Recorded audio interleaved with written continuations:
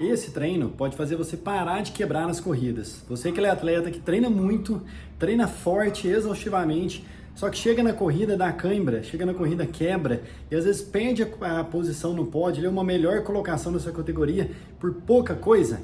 Dá uma olhada no meu treino de hoje. Eu fiz um treino de pouco mais de 2 horas, onde continha 2 intervalos longos. O primeiro intervalo de aquecimento, 10 minutos, depois 20 minutos em Z4. 10 minutos de giro muito leve, mais 20 minutos de Z4. Esses 2 intervalos podem fazer você melhorar o seu nível na corrida, melhorar a sua condição de prova ou condição de andar em grupo. Fica comigo que eu vou te mostrar, mas antes faz o seguinte, se é importante para você o tema, clica no sininho para você receber os próximos vídeos, que eu vou ter uma continuação desse. E também faz o seguinte, curte, deixe seu comentário e envia para pelo menos mais uma pessoa aí para você me ajudar aqui no desenvolvimento do canal, beleza? Vamos lá, meu treino. Hoje, característica de contrarrelógio, um treino de Z4, um treino de passo, um treino que é quase um teste de FTP duplo, foram 2 de 20 minutos. A bike escolhida foi aquela que está no alto ali, ó, a minha estradeira, bike de estrada. E o percurso foi um percurso de média montanha, deu 600 metros mais ou menos a altimetria. Mas o que eu quero passar para você hoje é como fazer esse tipo de treino para gerar o resultado certo na sua musculatura e você parar de quebrar nas provas. Mas veja bem, não é só musculatura. Eu vou te falar no finalzinho o detalhe principal para você realmente ter um aproveitamento desse treino. Quando eu saí para fazer o aquecimento, logo de cara eu percebi o seguinte, nossa, a frequência está ruim para subir.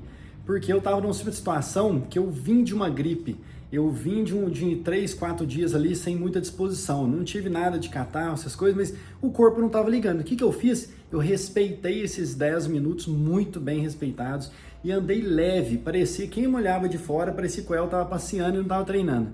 Quando entrou nos 20 minutos, eu fiz a primeira aceleração progressiva, eu não entrei acelerando tudo, eu não entrei acelerando em pé, eu não levei o coração no limite na hora, não dei pico de potência. Por quê?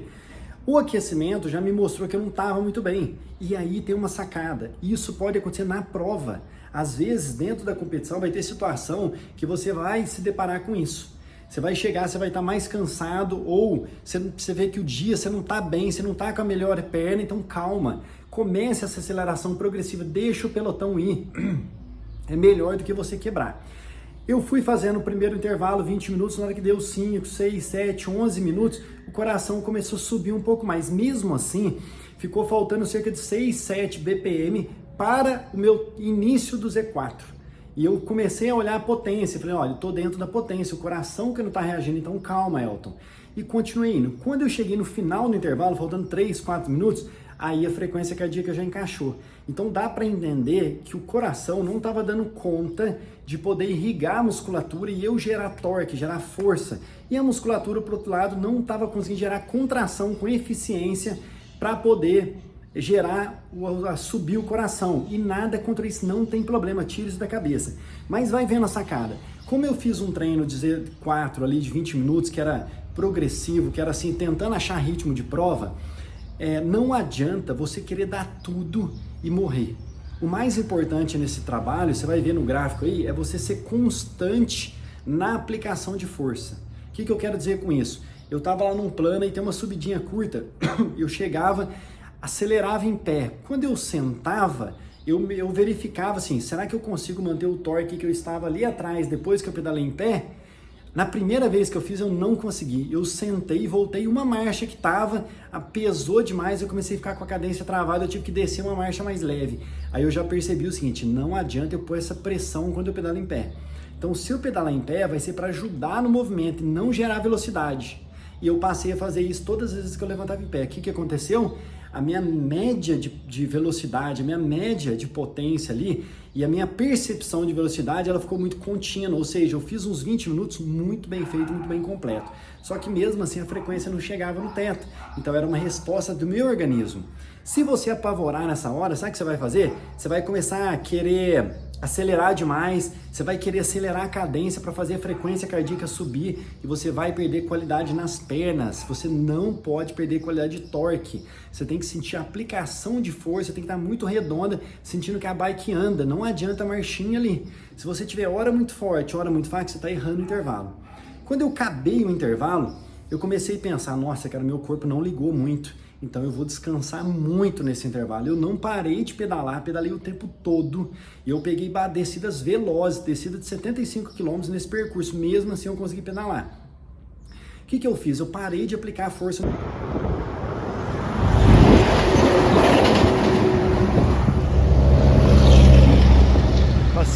Passeando. E a frequência não baixa.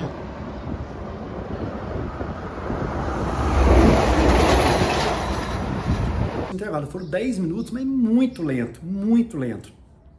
Eu terminei o treino com 33, 34 de média. Se eu tivesse feito esse intervalo andando firme, não no Z4, eu teria terminado com uns 36 de média, mas isso não importa. Por que eu tô falando isso pra você? Tire a ideia da cabeça que a média é importante, não é quando você tá dentro da sessão do treino. Quando você tá no contrarrelógio é outra conversa. Eu fiz um intervalo muito bem feito e o próximo intervalo de minuto caiu numa subida, na Serra de Camanducaia. E eu fiz um trechinho dela ali esperando o intervalo passar, diminuir mais o ritmo, que a frequência começou a subir. E olha que interessante, a minha recuperação era para a frequência estar no máximo ali perto de 120, 117, 125, eu não lembro muito bem. Só que mesmo andando com a bike quase lenta ali, eu não conseguia fazer a frequência baixar. Por quê? Aquele estresse do primeiro intervalo custou muito para o corpo. Olha que interessante, né, cara? A frequência cardíaca não subia, só que mesmo assim, na hora que eu tirei o pé, a frequência cardíaca não baixou. Por quê? Meu corpo talvez não esteja totalmente recuperado da gripe. Entendeu? Então meu corpo está custando lutar com às vezes inflamação interna. Então você tem que escutar essas coisas para poder fazer bem feito. O que eu pensei nessa hora? Eu pensei em tudo isso e ao mesmo tempo falei assim, cara, não vou apavorar. De novo, eu vou fazer um intervalo progressivo para ver se eu consigo manter uma frequência mais alta. Como eu iniciei o intervalo na subida, é mais fácil você fazer a frequência subir.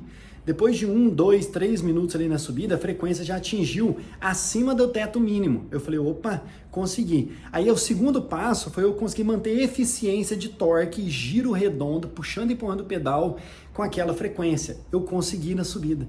Quando eu peguei para descer, próximo desafio era fazer o seguinte, depois que eu descer girando o máximo, porque não dá para pôr muita pressão na bike, mas eu girei. Quando eu cheguei lá embaixo, a minha frequência chegou a 151 da descida. Quem conhece a minha região aqui, geralmente a gente sobe muito ou desce muito. Quando eu cheguei no plano, eu bati o olho, eu fiquei de olho o seguinte, se a minha frequência cardíaca subir de novo naquele teto que estava, quer dizer que o corpo começou a ligar. Se não subir, eu tenho que fazer outra aceleração estratégica e não olhar para a frequência. Só que pela minha surpresa, o que aconteceu com o corpo? Ele ligou. Eu tinha torque e eu conseguia pedalar em pé e voltar na marcha que eu estava anteriormente sem perder torque e ao mesmo tempo a frequência cardíaca ficou quase sempre acima de 160 ali, que era o meu número base, 157, 158 era o mínimo. Só que eu não atingi o teto. E toda vez que eu tinha uma subidinha, eu estava tomando cuidado porque eu não estava no meu melhor torque. Por exemplo, pegou uma subidinha em pé de 16%, mesmo que fosse de 20 segundos, eu entrava nela firme. Chega um certo ponto que eu via que não ia dar para passar. O que eu fazia? Batia a marcha e melhorava a parte técnica. Batia a marcha e melhorava a parte técnica. E sempre tomava cuidado para sair da subida conseguindo ter ação no pedal, sentindo que a bike cuspiu para frente, entende? E logo depois que cuspiu, se eu estava conseguindo progredir marcha. E nessa hora eu vou te dar um bônus aqui. Nessa hora é o momento que você tem que ter mais qualidade técnica e mais inteligência. Quando você está nessa situação, principalmente em prova ou nesse tipo de treino, você virou um cucuruto assim. Quando você vira o cucuruto, aqui é muito duro, aqui é mais ou menos, aqui é fácil, aqui é muito fácil. Aí você faz força que vira. Quando chega aqui, geralmente a perna está mole, você dá aquela girada meio mole para voltar no torque. O segredo desse treino é você não fazer essa virada no limite, sempre com uma sobra de 10, 12%. Por quê? A hora que você virar, você tem que voltar no torque que você estava lá atrás antes da subida. Se você não conseguir voltar nesse plano ou descida naquele torque, quer dizer que você errou a intensidade na subida. Aos poucos, durante os seus 20 minutos, você vai começar a perder condição de sustentar torque. Aí você não evolui. Você pode até ser rápido, mas você não vai evoluir lá na frente, você vai ficar andando a mesma coisa sempre. Cara, guarda esse final aqui, se você pegar só esse final, você vai andar muito e vai mudar os seus treinos Z4, tá? Quando eu terminei o treino, eu tinha 10 minutos em Z1, eu voltei para aquela velocidade tartaruga, tá? Não é tartaruga ninja, é tartaruga mesmo, devagarzinho, qualidade, puxando e empurrando o pedal. eu sentia que eu estava andando muito leve e, para minha surpresa, a frequência não chegou, não baixou. Eu fiquei o tempo todo andando 140 ali, mesmo com a bike andando muito parada, quase parada, 22 por hora no plano. E eu decidi o seguinte, olha, eu vou prestar atenção na percepção da perna e vou esquecer o coração. Quando eu olhei a potência, eu estava dentro. Quando terminou os 10 minutos, eu tinha mais 45 minutos em Z3. Aí, para minha surpresa, eu consegui encaixar um passo incrível no Z3, tomando aquele cuidado que eu falei para você na segunda sessão do Z4, que é não dar pancadinha na subidinha e depois não conseguir sustentar. E eu fiz todas as subidas mais controlado, entrava ela embalada, então eu carregava antes da subida. Na hora que entrava nela, eu deixava a bike perder velocidade, ia trocando marcha e passando com qualidade. Então, toda vez que eu virava a subida, eu voltava no torque e conseguia manter aquela velocidade fluida demais. Eu virei, gente, na metade do caminho com 29 de média, 28 alguma coisa. E eu terminei aqui na minha casa com 34 de média. Isso mostra que andar afogado não é andar rápido. Tá? Andar afogado é perder tempo e exaurir o corpo. Quando eu andei no Z3, a bike andou muito. O que eu quero deixar para você? O que eu falei lá no início sobre um bônus para você aí, sobre uma chave. Quando você está na competição, por que geralmente você quebra? Porque no treino desse tipo, você não consegue achar o limiar do seu corpo. O seu corpo pode naquele dia. E você chega na largada, você fica dando tudo para alcançar um pelotão que ele não é seu. Para com essa mania de querer andar no pelotão que não é seu. A única coisa que você vai conseguir é quebrar. Se você sai do ritmo, não, mas é só 10 minutos, porque é para não perder o pelotão. Aí você sai, pum, a frequência vai cair lá em cima. Depois ela é muito difícil ela voltar para estabilizar o teu corpo. Você pode até perceber que a percepção está muito boa, só que se o coração não tiver uma eficiência de bombeamento, ele não irriga a musculatura de perna. Se ele não irriga a musculatura de perna, você vai entrar em falência mais cedo. Olha o que esse intervalo custou para mim. Geralmente esse treino, com esse volume, com essa NP que eu terminei, que é a potência normalizada, eu chego aqui em casa e minha perna tá tranquila, eu não tô com a perna queimando, não tô com a perna cansada. Hoje, minha perna tá ardendo, cara, mas de um tanto, eu tô em pé aqui gravando pra você, lutando, mas a minha perna tá queimando de um tanto. Por quê? O meu coração não tá com eficiência para bombear esse sangue, isso acontece com você na corrida. Então, na próxima prova que você for, ache o seu limiar, ou melhor ainda, execute treinos desse tipo. Se você treina comigo, você tem intervalos de limiar de vários volumes, de acordo com o seu nível, de 20 minutos, de 30 minutos, de 10, de 12, de 17, de limiar de 40 minutos, limiar de 1 hora, você tem limiar de 5 minutos em subida, 5 minutos do plano. Quem treina comigo tem estruturação disso. Até fazendo um gancho aqui, se você quer treinar personalizado, se você quer um acompanhamento, na descrição do vídeo aqui tem um link do meu site, entra, vem fazer parte do pelotão que eu vou te ajudar a desenvolver. A partir do momento que você entrar, você não está mais sozinho, você vai ter certeza que está tendo um acompanhamento e podendo conversar com alguém que gosta de ciclismo igual você. Mas voltando ao treino, como que você não quebra na prova? Pegando esse tipo de treino e replicando ele com eficiência. Eu cheguei e baixei o meu treino, o que eu analisei? Eu vou pôr aqui a imagem. Eu analisei a minha cadência, se eu parei de pedalar ou não, e como que foi a eficiência dessa cadência, se ela foi homogênea ou se ela ficou cada hora de um jeito, isso é muito ruim.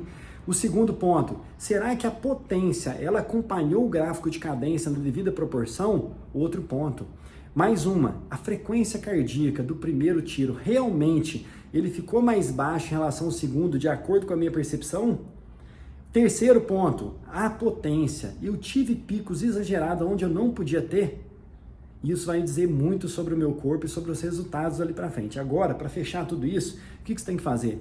Pegar o último treino que você fez, analisar, replicar ele para poder entender todas essas metas. Agora, se você não quer fazer isso e quer investir tempo naquilo que é mais importante, que é pedalar, fala comigo, vem treinar no pelotão, que você vai ter um ano diferente. Agora é contigo, tá? Deixa o teu comentário aqui se você já quebrou em alguma prova, não quero saber. Comenta aqui, para de vergonha, fala a verdade. Já quebrei tal jeito, conta pra mim que eu quero saber. E o segundo, faz uma coisa boa aí pra mim. Pega esse vídeo, compartilha em pelo menos 2 grupos de WhatsApp, manda pra galera aí, me ajuda a difundir o mountain bike. Forte abraço, até a próxima.